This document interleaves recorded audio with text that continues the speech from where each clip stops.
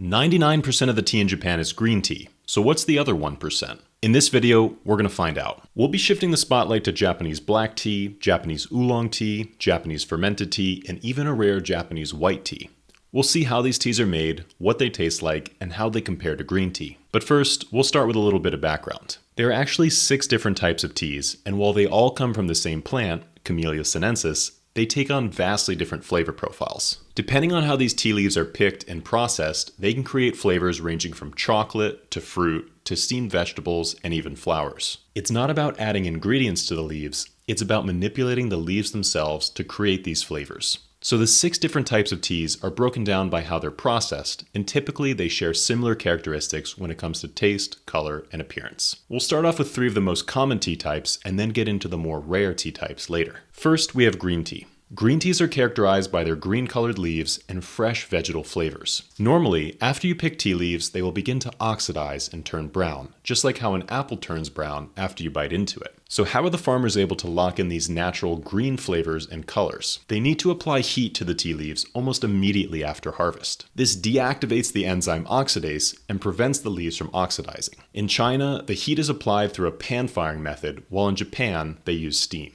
This creates the differences between the 2 types of green teas, with Chinese teas taking on more of a nutty characteristic and Japanese teas having a more intense vegetable or even seaweedy flavor. The one exception is Kame Iricha, a Japanese tea using the Chinese pan-firing method. This tea has notes of caramel, cashew, and toast. So what happens if the heat is not applied and the tea leaves are able to oxidize? Then you get a black tea. Black teas couldn't be more different from green teas. They have brown leaves and produce a reddish-brown color in the cup. The flavor is completely different as well. During the oxidation process, the natural plant polyphenols in the leaf are converted into theaflavins and theorubicins. This makes the taste warmer, with flavors of caramel, chocolate, and dried fruit. So green tea and black tea you've probably already heard of, but there is a tea in the middle called oolong tea. This is a partially oxidized tea, making it somewhere in between the 2. Oolong is the most processed of all the tea types. The oxidation process is accelerated and then it's stopped to achieve the perfect flavor. After withering the leaves to reduce their moisture, the leaves are rolled and bruised, which brings some of the inner leaf components to the surface where they can be exposed to oxygen. This speeds up the oxidation process and allows the leaf to take on some pretty unique flavors, like flowers or cream.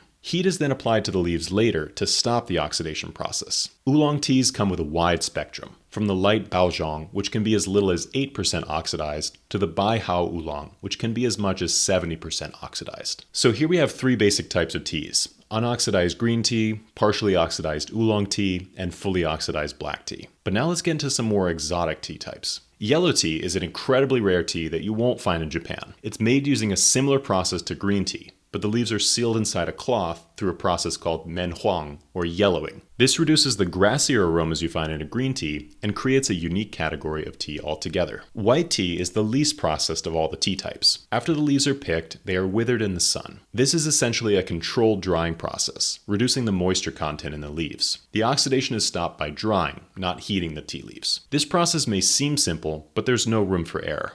If the drying process is too slow, the leaves over-oxidize. If the tea dries too fast, it won't be able to develop complexity. Later on in the video, we'll be tasting an experimental white tea produced in Kyoto. But there's one final category, and that's post-fermented tea. In China, this would be known as heicha, or dark tea. This is a category that includes pu'er tea, the most famous of the post-fermented teas. This is made from tea leaves that have been fermented, which is done in a controlled environment. So there you have it, 6 different types of tea: white tea, yellow tea, green tea, oolong tea, black tea, post-fermented tea. With the exception of yellow tea, all of these teas are made in Japan, and yet we rarely talk about the others.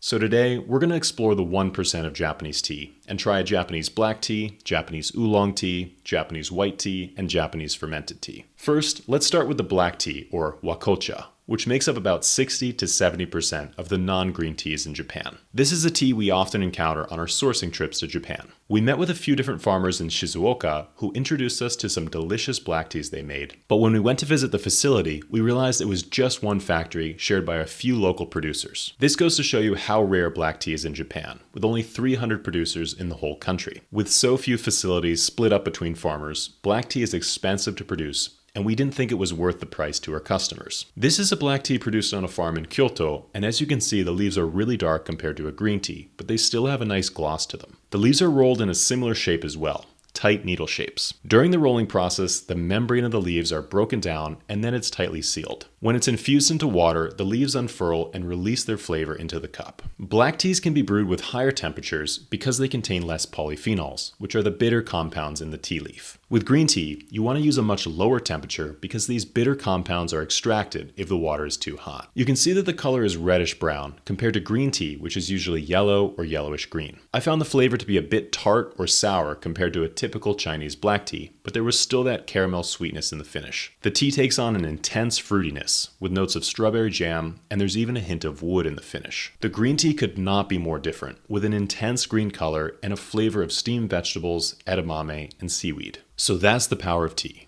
The same leaf, but depending on how it's processed, it can take on two totally different colors and flavors, from steamed vegetables to fruit preserves. But it gets even more interesting when we come to the oolong.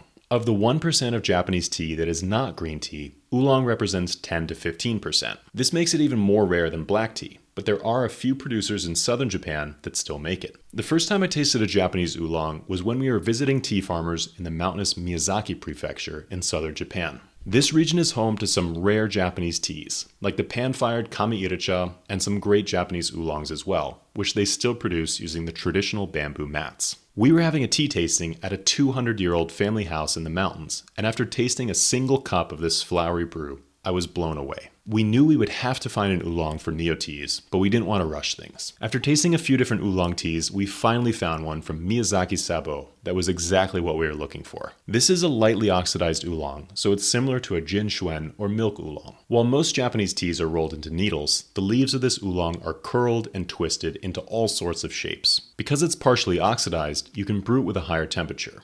I like 80 degrees Celsius. Just going based on color, you don't really notice anything too special right away. It looks pretty similar to certain green teas, but with more of a golden hue. The aroma is where the tea really shines. You can first sense it coming off the wet leaves, which smell like sweet perfume. The brewed tea tastes flowery and creamy, like coconut milk and lilac flowers. If you didn't know any better, you'd think this tea was infused with flowers, but the floral aroma is only coming from the leaf itself. If you want to give this unique tea a try, you can find the Miyazaki High Mountain Oolong on our website, neoteas.com. So we've talked about flowery Japanese oolong teas and the fruity Japanese black teas, but now let's try something a bit darker. The Nadeshiko Rose is a fermented Japanese tea that's actually made using a similar process to soy sauce, sake, and miso. After the leaves are picked, they're sterilized and placed into a pressurized chamber. They're seeded with koji and allowed to ferment in a controlled environment. This controlled fermentation makes the tea similar to a ripe pu'er, but there are a few differences. For starters, this tea has a higher concentration of catechins than any other dark tea, which gives it a more citrusy flavor. This tea has that earthy, wood-like aroma of a ripe pu'er, but with a distinct note of strawberry and even a hint of cinnamon. It's brighter, sweeter, and more tart than a ripe pu'er, making it a truly unique tea. Because this tea has notes of strawberry in the taste and it has a pinkish hue under the right light, it's sometimes called the rosé of tea,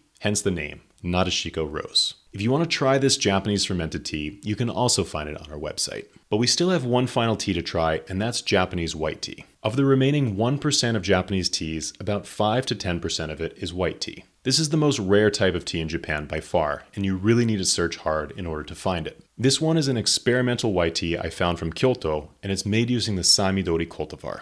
If we take a look at the leaves, we don't see one uniform color, but rather a spectrum of browns and greens. You can tell just by looking at them that the leaves have been minimally processed. They're not rolled, so they're light and crispy. White teas are usually categorized by how they're picked, and this one would be most similar to a shomei, made from older tea leaves. This tea can also be brewed at higher temperatures. The color is an intense orange or amber, making it very different from the green tea or even the oolong. The flavor is most similar to the black tea, but it's still unique.